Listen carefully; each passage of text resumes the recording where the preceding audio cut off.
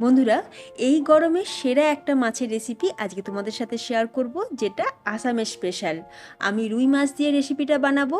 মাত্র দুটো উপকরণ দিয়ে কিভাবে তোমরা পারফেক্ট এই রেসিপিটা বাড়িতে বানাতে পারবে সেটাই আজকে ভিডিওতে দেখাবো, তাই স্কিপ না করে পুরো ভিডিওটা দেখতে থাকো। নমস্কার, বেঙ্গলি পাকশালা আরও একটা নতুন রেসিপিতে তোমাদের সবাইকে স্বাগত জানিয়ে আজকে ভিডিও শুরু করছি। আর আজ আমাদের রেসিপি আসামের ফিশ কারি বা মাছর টেঙ্গা। দেখো, এখানে আমি 5 পিস রুই মাছ নিয়েছি। মাছটাকে ভালো করে ধুয়ে পরিষ্কার করে নিয়েছি। আচ্ছা, তো এটা একদম কিন্তু টাটকা রুই মাছ। তোমরাও চেষ্টা করবে একদম টাটকা মাছ দিয়ে ফিশ কারিটা বানানোর, তাহলে টেস্ট দেখবে খুবই ভালো আসবে। এবার মাছের মধ্যে বেসিক যে মশলা সেগুলোকে দিয়ে দিচ্ছি, যেমন পরিমাণ মতো নুন, হলুদ, লঙ্কার গুঁড়ো, সাথে একটু সর্ষের তেল। এবার এই মশলাগুলো দিয়ে মাছের গায়েতে খুব ভালো করে মাখিয়ে নেব। দেখো, যেহেতু মাছটা টাটকা মাছ একদম, সেই জন্য আমরা ম্যারিনেট করে রেখে দেবো না, সাথে সাথেই মাছগুলোকে ফ্রাই করে নেব। তো মাছটা ফ্রাই করার জন্য কড়াইতে সর্ষের তেল গরম করে নিয়েছি, তাতে অল্প পরিমাণে একটু নুন দিয়ে দিলাম। একটু নুন তেলের মধ্যে দিয়ে দিলে মাছটা কড়াইয়ের নিচে লেগে যাবে না বা তেলটাও ছিটকে আসবে না। এখন আমরা মাছটাকে লাল করে ভেজে নেব। যতক্ষণ মাছটা ভাজা হচ্ছে, অন্যদিকে মশলাটাও রেডি করে নেব। একটা বাটির মধ্যে একটু জল নিয়ে তাতে হাফ চা চামচ হলুদ গুঁড়ো, 1 চা চামচ কাশ্মীরি লঙ্কার গুঁড়ো আর 1 চা চামচ ধনের গুঁড়ো, ব্যাস এই 3টে মশলাই যথেষ্ট। ভালো করে গুলে নিলাম। এবার মশলার বাটিটাকে সাইড করে রেখে দিচ্ছি। অন্যদিকে দেখো, মাছটাও আমাদের বেশ লাল লাল করে ভাজা হয়ে এসেছে।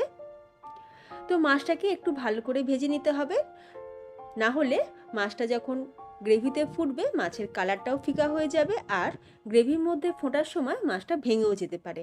তাই একটু কড়া করে বা একটু লাল লাল করে ভেজে নিতে হবে।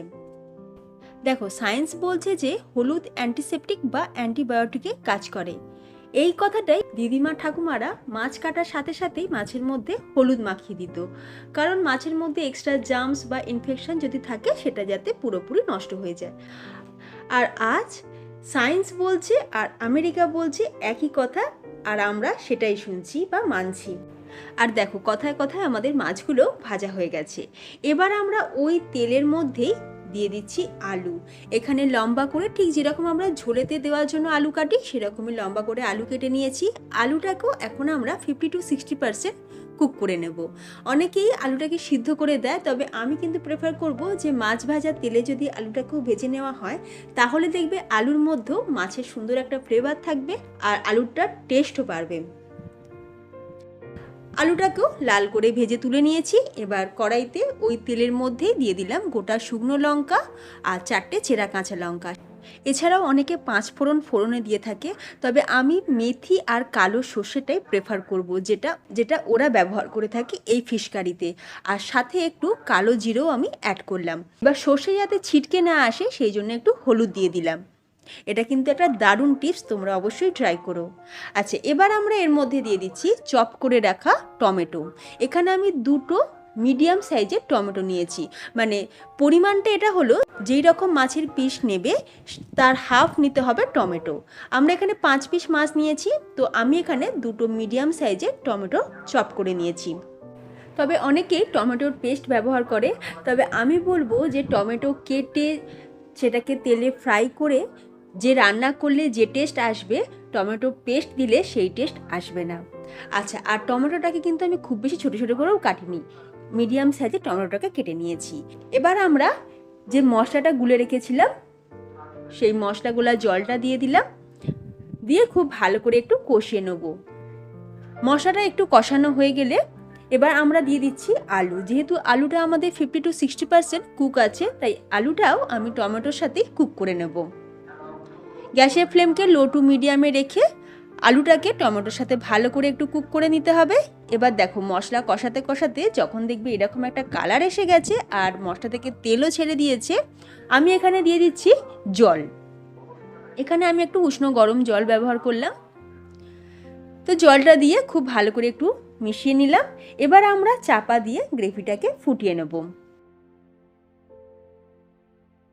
5 মিনিটের মধ্যেই আমাদের গ্রেভিটা কিন্তু ফুটে গেছে, যেহেতু আমরা উষ্ণ গরম জল ব্যবহার করেছিলাম তাই।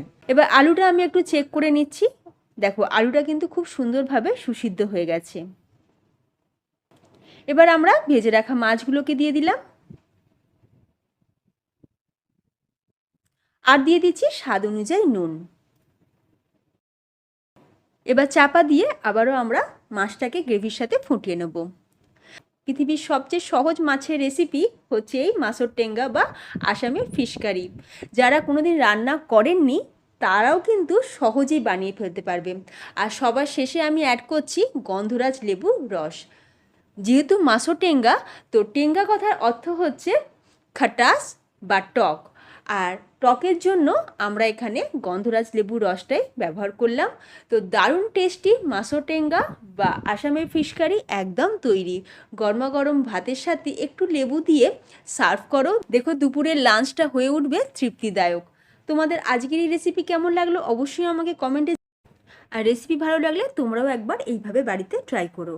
আর আজকের রেসিপি ভালো লাগলে ভিডিওতে লাইক দিও, আর যদি খুব ভালো লাগে তাহলে ভিডিওটাকে শেয়ার করে দিও তোমাদের ফ্রেন্ডস এবং ফ্যামিলির মধ্যে। তার সাথে আমার চ্যানেলটি সাবস্ক্রাইব করে পাশে থাকা বেল আইকন অবশ্যই প্রেস করে রাখবে, তাহলে আমি যখনই চ্যানেলে ভিডিও আপলোড করব সবার প্রথমে নোটিফিকেশান তোমরাই পাবে। তো আজকের মতন ভিডিওটা আমি এখানেই শেষ করছি। ধন্যবাদ।